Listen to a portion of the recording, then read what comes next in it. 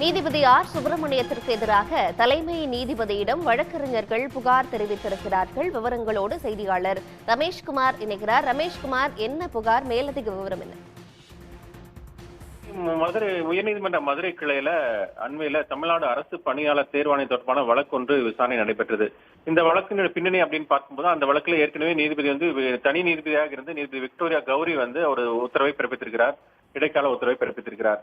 இந்த நிலையில தான் அது தொடர்பாக தமிழ்நாடு அரசு பணியாளர் தேர்வாணையம் மேல்முறையீடு வழக்கை தாக்கல் செய்திருந்தது. அந்த மேல்முறையீடு வழக்கு தான் நீதிபதி ஆர் சுப்பிரமணியன் முன்பு விசாரணைக்கு வந்தது.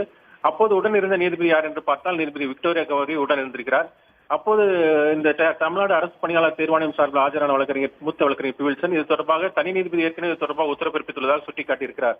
ஆனால் அப்போதுதான் இது தொடர்பான ஒரு கடுமையான பேசிய வீடியோ காட்சிகள் ஆர் சுப்பிரமணியம் மூத்த வழக்கறிஞரை கடுமையாக பேசிய வீடியோ காட்சிகள் வைரலானது.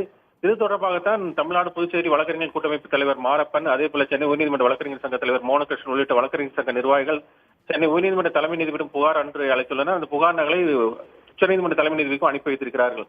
அந்த மனுவில் மூத்த நீதிபதி ஆர் சுப்பிரமணியன் மூத்த வழக்கறிஞர் மற்றும் வழக்கில் ஆஜரான வழக்கறிஞரை நோக்கி கண்ணிய குறைவான வார்த்தைகளை பயன்படுத்தியுள்ளார் என கூறப்பட்டிருக்கிறது.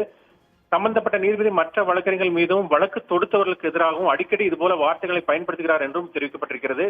நீதிமன்ற விசாரணை காட்சிகளை பதிவு செய்து வெளியிட தடை செய்யப்பட்ட நிலையில இந்த வீடியோ காட்சிகள் எப்படி வெளியானது என்பது குறித்து விசாரிக்கும்படி தகவல் தொழில்நுட்ப பதிவாளருக்கு உத்தரவிட வேண்டும் என்று அவர்கள் மனுவில் கேட்டுக் கொண்டிருக்கிறார்கள்.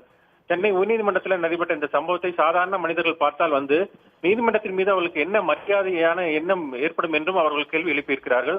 மூத்த நீதிபதியின் இந்த நடத்தை ஒரு சார்ட்டர்ட் நீதிமன்றமான ஒரு பழமையான சென்னை உயர்நீதிமன்றத்தை மாண்பி சிதைக்கும் வகையில் இருக்கிறது என்றும் நீதிமன்றத்தில் ஆஜராகும் போது வழக்கறிஞர்கள் தங்களுடைய சுயமரியாதையும் கண்ணியத்தையும் ஏன் தியாகம் செய்ய வேண்டும் எனவும் கேள்வி எழுப்பியிருக்கிறார்கள்.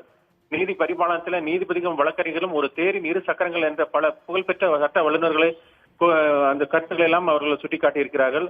வழக்கறிஞர்கள் தங்களுக்கு கீழானவர்கள் என்ற தவறான எண்ணத்தை நீதிபதி கொண்டுள்ளதாகவும் இது அதிகார துஷ்பிரயோகம் செய்யவும் மற்றும் வக்கீல்களை இழிவுபடுத்த வழிவகுக்கிறது என்றும் அந்த மனுவில் கூறியிருக்கிறார்கள்.